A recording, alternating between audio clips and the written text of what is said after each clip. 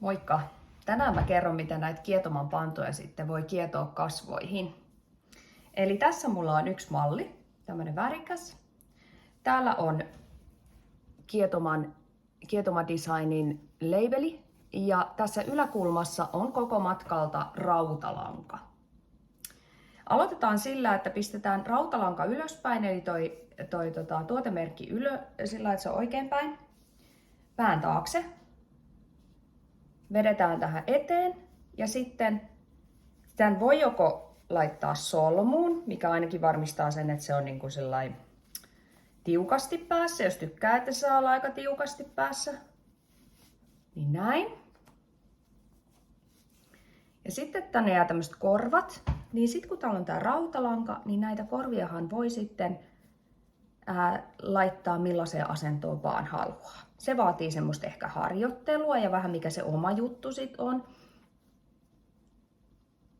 Sitten täältä voi hiuksia laitella tänne alle, tai sitten jos on pitkät hiukset, niin miksei myös tuohon päälle.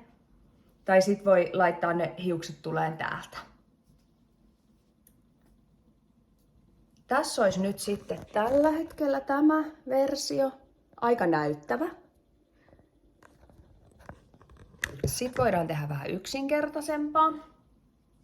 Eli avataan nämä tästä.